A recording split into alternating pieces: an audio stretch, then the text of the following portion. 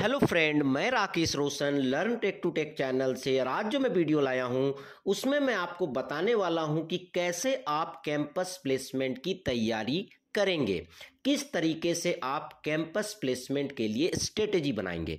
इसको हम लोग बहुत ही डिटेल में डिस्कस करने वाले हैं, तो आप लोग लास्ट तक इस वीडियो में बने रहिएगा। तो चलिए इस वीडियो को स्टार्ट करने से पहले जस्ट मैं आपसे रिक्वेस्ट करता हूं कि अगर अभी तक आपने मेरे चैनल को सब्सक्राइब नहीं कर रखा तो सब्सक्राइब कर लें और बगल में जो बेल है उसे जरूर क्लिक करें, जिससे मेरे जितने भी नए वीडियोज हैं उनके नोटिफिकेशन आपको मिलता रहे। तो चलिए स्टार्ट करते हैं।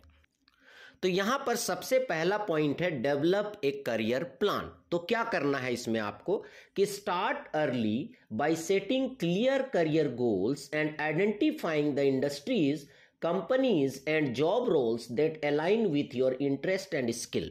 सबसे पहले तो आपको देखना है कि आपका इंटरेस्ट किस में है, आपका स्किल्स कहां पर अच्छा है, उसी के हिसाब से आपको अपना करियर गोल सेट करना है। आपको इंडस्ट्रीज आइडेंटिफाई करने हैं, हो सके तो आप कंपनीज को भी आइडेंटिफाई कर लें और उस कंपनी में आपको किस जॉब रोल में जाना है। आपको नेटवर्क इंजीनियर में जाना है, आपको डेटा साइंटिस्ट बनना है, आपको सॉफ्टवेयर इंजीनियर बनना है, तो आपको डिफाइन करना होगा कि आपका जॉब रोल क्या होगा। उसके बाद this will help you focus your effort and make targeted application during the placement process. इससे क्या होगा कि आपका फोकस होगा कि आपको कहाँ जाना है, किस जॉब में जाना है, और आप उसी के हिसाब से अपना स्किल को आप डेवलप करेंगे। उसके बाद है रिसर्च कंपनीज। यहां पर कंपनीज के ऊपर रिसर्च करना भी जरूरी है, जैसे conduct thorough research on the companies participating in the placement process. Suppose that आपके कॉलेज में कोई कंपनी आ रही है प्लेसमेंट प्रोसेस के लिए, तो आपको उस कंपनी के बारे में जानकारी रखना जरूरी है। तो उसके बारे में क्या क्या जानकारी रखना है? Understand their values, culture, growth opportunities and requirement for various role. तो आपको पता करना है कि उनके वैल्यूज क्या हैं, ठीक है, उनके यहाँ कल्चर क्या है, क्या ग्रोथ अपॉर्चुनिटीज हैं और क्या रिक्वायरमेंट है। इसके लिए आप क्या करेंगे, उनके वेबसाइट पे जाएं, उनके वेबसाइट को डिटेल स्टडी करें, ठीक है, तो आपको काफ़ी कुछ पता चल जाएगा। उसके बाद नेक्स्ट है बिल्ड ए स्ट्रॉन्ग रिज्यूमे। आपका जो रिज्यूमे होना चाहिए वो स्ट्रॉन्ग होना चाहिए। Create a well structured and professional resume that highlights your relevant skills, academic achievement, internship, project and extra curricular activities. तो आपके रिज्यूमे में ये सारे चीज होने चाहिए। एक तो पहला वो वेल स्ट्रक्चर्ड होना चाहिए। इसके लिए आप किसी का भी हेल्प ले सकते हैं, आपके सीनियर का हेल्प ले सकते हैं, आप लिंक्डइन में जाके किसी का हेल्प ले सकते हैं, ठीक है। आपका जो रिज्यूमे है वो प्रोफेशनल दिखना चाहिए, ठीक है, उसमें आपका स्किल्स क्लियरली मेंशन हो, आपके एकेडमिक अचीवमेंट्स, आपने क्या क्या इंटर्नशिप कर रखा है, आपने क्या क्या प्रोजेक्ट्स बना रखा है और आप किस किस एक्स्ट्रा करिकुलर एक्टिविटीज में शामिल हुए हैं। उसके बाद नेक्स्ट है कि customise your resume for each company, emphasizing the skill and experiences that align with their requirement।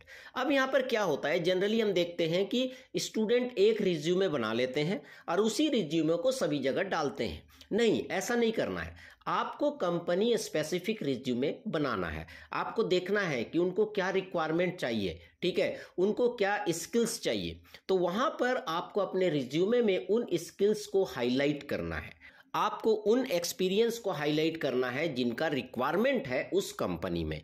तो इस तरह से आपको स्ट्रॉन्ग रिज्यूमे बिल्ड करना है और आपको अपने रिज्यूमे को कस्टमाइज भी करना है हर एक कंपनी के अकॉर्डिंग। उसके बाद है इन्हांस योर स्किल सेट। आपको टाइम टू टाइम आपको अपना स्किल भी इन्हांस करना पड़ेगा। तो यहां पर पहला पॉइंट है identify the key skills and competency sought by the recruiter in your desired field. ठीक है, आपको देखना पड़ेगा कि रिक्रूटर को क्या स्किल्स चाहिए, ठीक है, उसको आइडेंटिफाई करना पड़ेगा और उसी के अकॉर्डिंग आपको अपना स्किल सेट डेवलप करना पड़ेगा। Take proactive steps to develop and enhance these skills through online courses, workshops, certifications and practical projects। अब बात आती है कि आप कैसे अपने स्किल को इन्हांस करेंगे। तो उसके लिए आजकल काफ़ी सारे अपॉर्चुनिटी हैं, जैसे आप ऑनलाइन कोर्सेज कर सकते हैं, आप वर्कशॉप्स अटेंड कर सकते हैं, आप सर्टिफिकेशंस कर सकते हैं या फिर कुछ प्रैक्टिकल प्रोजेक्ट्स कर सकते हैं। Focus on both technical skills and soft skills. यहाँ पर आपको टेक्निकल और सॉफ्ट स्किल दोनों पे ध्यान देना है, दोनों पे फोकस रखना है, जैसे communication, team work, leadership and problem solving abilities. कई बार क्या होता है कि अगर आपका टेक्निकल स्किल नहीं भी अच्छा है, पर जब आप इंटरव्यू देते हैं और उनको लगता है आपके अंदर प्रॉब्लम सॉल्विंग एबिलिटीज है, तो भी वो आपको सेलेक्ट कर लेते हैं, क्योंकि उनको पता है कि अगर हम इसे ट्रेनिंग देंगे तो ये जो है उस लेवल तक चला जाएगा। उसके बाद नेक्स्ट है अटेंड प्लेसमेंट ट्रेनिंग प्रोग्राम्स। आपको प्लेसमेंट ट्रेनिंग से रिलेटेड जो भी प्रोग्राम हो रहे हैं आपके कॉलेज में, आपकी यूनिवर्सिटी में, उसको आप कभी भी मिस ना करें, उनको जरूर आप अटेंड करें। Participate in placement training programmes organised by your educational institution और एक्सटर्नल एजेंसीज। ठीक है, जो भी आपके कॉलेज यूनिवर्सिटी में प्लेसमेंट से रिलेटेड प्रोग्राम हो रहा है तो उसको जरूर आप अटेंड करें। These programmes often cover resume writing, interview preparation, group discussion and aptitude test training. आजकल बहुत सारे कॉलेज और यूनिवर्सिटीज में ये कराए जाते हैं स्टूडेंट को। वो बताते हैं कि कैसे रिज्यूमे लिखना है, इंटरव्यू का प्रिपरेशन कैसे करना है, ग्रुप डिस्कशन करवाते हैं, और कई कॉलेज यूनिवर्सिटी में तो एप्टीट्यूड टेस्ट की ट्रेनिंग भी कराते हैं। उसको आपको प्रॉपरली करना है, क्योंकि कई बार मैंने देखा है कि स्टूडेंट्स इन क्लासेस को प्रॉपरली नहीं करते हैं, जबकि ये क्लासेस आपके लिए काफ़ी इंपॉर्टेंट है। उसके बाद है utilise these resources to sharpen your skill and boost your confidence. जब आप इन रिसोर्सेज का यूज करेंगे तो आपका स्किल भी डेवलप होगा और आपके अंदर कॉन्फिडेंस भी आएगा। उसके बाद नेक्स्ट है नेटवर्क एंड कनेक्ट। यहाँ पर लोगों के साथ नेटवर्किंग बनाना, उनके साथ कनेक्ट करना, वो भी जरूरी है, खास करके इंडस्ट्री से आए हुए प्रोफेशनल्स के साथ या फिर आपके सीनियर्स के साथ। Activity network with professionals, alumni and industry experts through career fairs, networking events, online platforms and alumni networks। कई बार मैंने देखा है कि कॉलेज में इवेंट्स होते हैं, सेमिनार होते हैं, कॉन्फ्रेंस होते हैं, वर्कशॉप्स होते हैं, तो जनरली स्टूडेंट्स जो है उन गेस्ट के साथ बात नहीं करते हैं। तो आप क्या कर सकते हैं कि लंच के समय, डिनर के समय आप उन एक्सपर्ट्स के साथ बात कर सकते हैं। आप जाके उनसे मिलिए, बात कीजिए, कोई भी आपको मना नहीं करेगा। ठीक है, आप उनका कार्ड लीजिए, विजिटिंग कार्ड लीजिए और उनके साथ एक अटैचमेंट बना के रखिए, तो ये भी आपको बेनिफिट करने वाला है। Attend industry specific seminar, conference, workshops to expand your professional network and gain insights into potential placement opportunity. तो यही चीज मैं आपको बता रहा था कि अगर कोई सेमिनार हो रहा है, कॉन्फ्रेंस हो रहा है, वर्कशॉप्स हो रहे हैं, तो वहां पर जो भी प्रोफेशनल्स आ रहे हैं उनके साथ आप नेटवर्किंग बनाएं। ठीक है, उसके बाद नेक्स्ट है प्रैक्टिस इंटरव्यू स्किल्स। यहां पर आपको इंटरव्यू के लिए प्रैक्टिस भी करना पड़ेगा। तो आप कैसे प्रैक्टिस करेंगे? Prepare for interview by practising common interview questions, researching the company's interview process and conducting mock interviews with friends, faculty and career counsellor. तो यहाँ पर प्लेसमेंट की प्रैक्टिस आप कैसे कर सकते हैं? जैसे इंटरव्यू में कुछ कॉमन क्वेश्चन पूछे जाते हैं, उसको आप प्रैक्टिस कर सकते हैं। जैसे कि आप अपना इंट्रोडक्शन दें, ठीक है, या फिर पूछा जाता है कि आप 5 साल के बाद अपने आप को कहाँ देखते हैं, ठीक है, आपके हॉबीज क्या हैं, ठीक है, आपका स्ट्रेंथ क्या है, आपका वीकनेस क्या है। तो ये सब चीज़ों की प्रैक्टिस आप पहले कर लें। कंपनीज के कुछ इंटरव्यू प्रोसेस अगर ऑनलाइन अवेलेबल है तो उसको आप चेक कर सकते हैं। ठीक है, उसके बाद आप मॉक इंटरव्यूज कर सकते हैं अपने फ्रेंड्स के साथ। ठीक है, अगर आप रूम में 2-4 फ्रेंड रहते हैं तो उनके साथ आप जो है प्रैक्टिस कर सकते हैं। एक को आप बोल सकते हैं कि आप हमसे क्वेश्चन करो, ठीक है, मैं आपको जवाब दूंगा। फिर आप फैकल्टी के साथ जो है मॉक इंटरव्यू कर सकते हैं, करियर काउंसलर के साथ कर सकते हैं, और कई कॉलेज यूनिवर्सिटी में ये कराया भी जाता है। उसके बाद नेक्स्ट है attend pre placement talk. Generally मैंने स्टूडेंट्स को देखा है कि जब प्लेसमेंट स्टार्ट होता है, जैसे कोई कंपनी आती है, तो वो क्या करती है कि एक प्री प्लेसमेंट टॉक रखती है जिसमें वो अपने कंपनी के बारे में बताते हैं। जनरली स्टूडेंट्स क्या करते हैं, इसको मिस कर जाते हैं।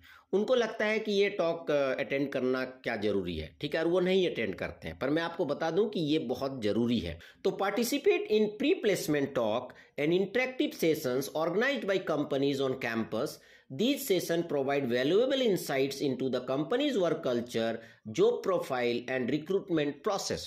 तो ये आपको सब कुछ बताती है, कंपनी के बारे में बताया जाता है, वहाँ का क्या वर्क कल्चर है, जॉब प्रोफाइल आपका क्या होगा, रिक्रूटमेंट का क्या प्रोसेस होगा, ये सारी चीज़ डिटेल में बताए जाते हैं। और ऑब्वियसली ये चीज़ आपको हेल्प होगा जब आप प्लेसमेंट पे बैठेंगे। Engage actively, ask question and make a positive impression. तो वहां पर केवल आप सुने नहीं, अगर आपको कोई डाउट है तो आप क्वेश्चन भी पूछे। कई बार क्या होता है कि जब वहां पर आप इंटरेक्शन करते हैं तो उनको पता चलता है कि आप एक्टिव पार्टिसिपेंट हैं, तो ये पॉजिटिव जाता है आपके प्लेसमेंट में। ठीक है, उसके बाद है सीक इंटर्नशिप अपॉर्चुनिटी। अगर आपको कहीं पर इंटर्नशिप की अपॉर्चुनिटी मिल रही है तो उसको जरूर आप अटेंड करें या उसको जरूर लें। ठीक है, क्योंकि क्या होता है कि अगर आप उस कंपनी में इंटर्नशिप पहले से कर लेते हैं, थर्ड ईयर में या सेकेंड ईयर में, तो आपका प्लेसमेंट में सिलेक्शन होने का चांस बढ़ जाता है। ठीक है, secure internship in relevant industries और companies during your academic tenure. Internship provide hands-on experience, industry exposure and opportunity to showcase your skill. तो इंटर्नशिप से क्या फायदा होता है? पहला तो आपका रिज्यूमे स्ट्रांग होता है, आपको हैंड्स ऑन एक्सपीरियंस मिलता है, एक इंडस्ट्री एक्सपोजर मिलता है, आप उस इंडस्ट्री में जाते हैं, आपको वहाँ का कल्चर पता चलता है और अपने स्किल को दिखाने का मौका मिलता है उस कंपनी के सामने। ठीक है, many companies also offer pre placement offers to their interns. कई बार इंटर्न्स को प्री प्लेसमेंट ऑफर भी दिया जाता है। उसके बाद लास्ट पॉइंट है बी प्रोएक्टिव एंड परसिस्टेंट। आपको बहुत ही ज़्यादा एक्टिव रहना है। Take an active approach by applying to multiple companies, following up on applications and staying updated on the placement process. आपको बहुत ही एक्टिव रहना है, आपको मल्टीपल कंपनीज में अप्लाई करना है, उनको फॉलो अप करना है और आपको प्लेसमेंट प्रोसेस के बारे में हमेशा अपडेट रखना है। उसके बाद है stay positive, resilient and persistent through out the process even if you face rejection.